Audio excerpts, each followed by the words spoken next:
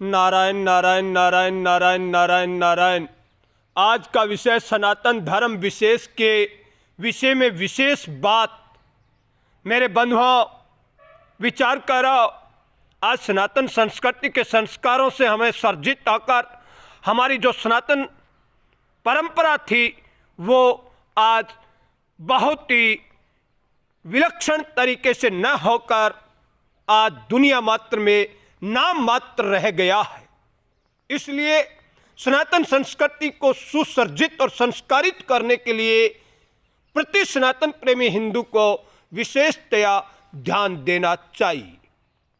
आज सनातन धर्म की जितने भी संस्थाएं विशेष है, चाहे गौ सेवा संस्थाएं हो, गौ सेवा संगठन हो, चाहे मंदिर विशेष हो, चाहे अन्य धार्मिक संगठन विशेष हो, लेकिन इन सब धार्मिक संगठन विशेषों में पारदर्शिता न होना और समता में स्थित होकर सत्कर्म न करना ही हमारे सनातन संस्कारों का ह्रास करने में सबसे बड़ा योगदान रहा है।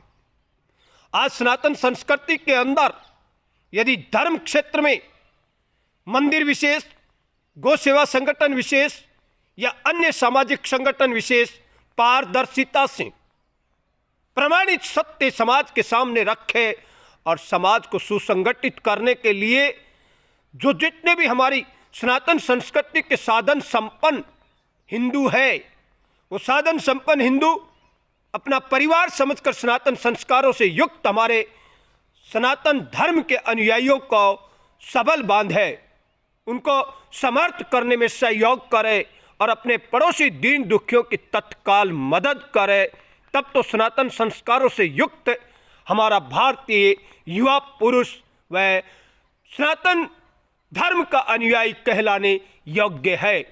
अन्यथा आज हम सनातन धर्म को नाम मात्र का अपना धर्म मानते हैं, बाकी कर्म क्या करते हैं वो हम स्वयं जानते हैं, स्वयं जानते अच्छी तरह।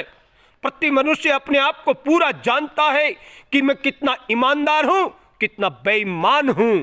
इस विषय को प्रति मनुष्य पूरा जानता है अपने आप को।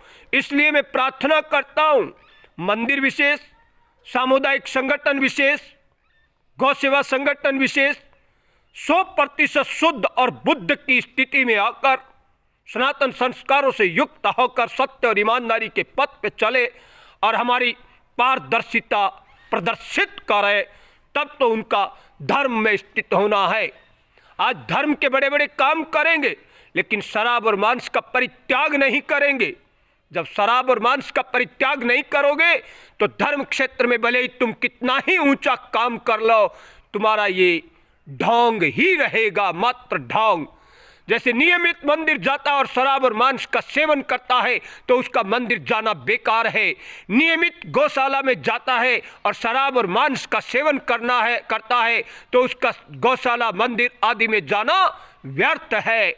धिक्कार है ऐसे सनातन प्रेमियों को जो कहते अपने आप को सनातन का अनुयायी लेकिन होते हैं नरभक्षी ऐसे जीवों की हत्या करने वाले, जो मांसाहारी जीव होते हैं, मांसाहारी मनुष्य होते हैं, वो सब के सब हत्यारे होते हैं और हत्यारों के सहयोग से कभी भी राष्ट्र का, धर्म का विकास नहीं होता है। उल्टा वो स्वयं का विनाश करते हैं और समाज का अहित कर रहे हैं, क्योंकि उन्हीं के कारण भ्रष्टाचार, व्यभिचार, दुराचार इत्यादि दुष्कृत्य कर्म भारत भूमि पे हो रहे हैं। जो धर्म क्षेत्र में सत्य में स्थित नहीं, उन्हीं के कारण आज भारत भूमि में व्यभिचार, दुराचार, भ्रष्टाचार आदि व्याप्त हो गया। अन्यथा सनातन संस्कारों से युक्त हर क्षेत्र में सनातन संस्कारों की शिक्षा संस्कार मिलते तो आज हमारा युवा पथ भ्रष्ट नहीं होता, आज हमारे सनातन परिवार में कोई शराबी कबाबी नहीं होता। कारण क्या है? कारण हमारे बुजुर्ग जो महामहिम कहलाते अपने आप में, बड़े बड़े धर्म के संरक्षक बन जाते और करते क्या? छुपाव, भ्रष्टाचार, व्यभिचार आदि दुष्कृत्य कर्मों का छुपाव रखते। ऐसे छुपाव रखने वालों से धीरे धीरे रामायण में एक चौपाई है, उघड़े अंक काल निबाहु काल नेमि जिमि रावण राहु। जैसे रावण राहु काल नेमि आदि का पंचांग जल्दी ही उघड़ गया था, समय नहीं लगा, देरी नहीं लगी। कालनेमी को हनुमान जी ने जल्दी दक्षिणा दे दी। ऐसे ही हमारे सनातन धर्म में मुख्य जो अपने आप को पीठाधीश, संगठन का अध्यक्ष आदि समझते हैं और धर्म क्षेत्र में अपने आप को श्रेष्ठ समझते हैं, जबकि वो छुपाव रख कर करते छल कपट, बेईमानी इत्यादि जैसे दुष्कृत्य कर्म ही।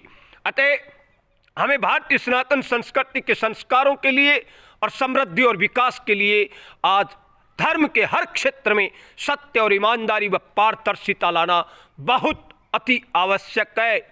और भेदभाव ना करना, जातिवाद का जो बीज है इसको जड़ से नष्ट करना है और सबको समता में स्थित करके समानांतर हमारे परिवार के सदस्य मानकर एक साथ बैठकर साप्ताहिक मिलन करके साधन संपन्न हिंदुओं को अपने ही भाइयों की तत्काल मदद करनी चाहिए।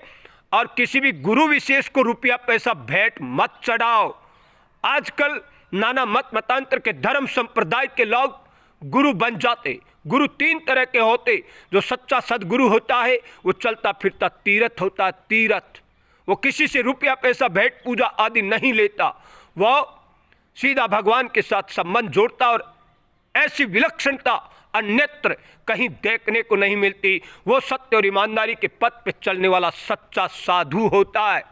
और दूसरा दर्जे का साधु जो अपने आप को गुरु कहता है, चेला चेली बनाता है और चेला चेली से भेंट में रुपया लेता है, वो गुरु उस रिश्वत को और अधिकारी कर्मचारी जैसा ही है, रिश्वत लेकर काम कर देता है।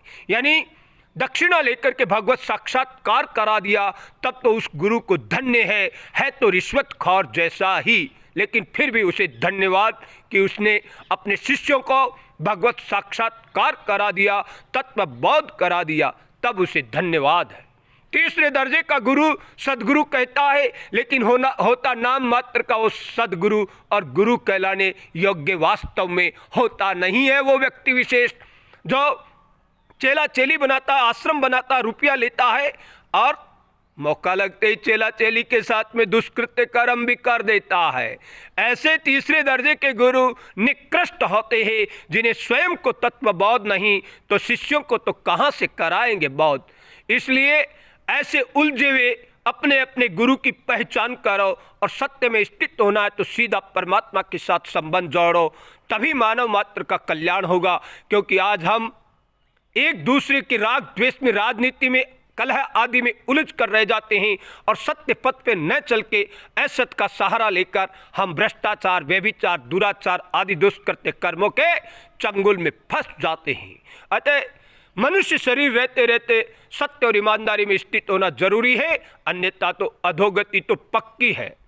दुरुपयोग से दुर्गति होगी और सदुपयोग से सदगति होगी, इसमें कोई संदेह नहीं है।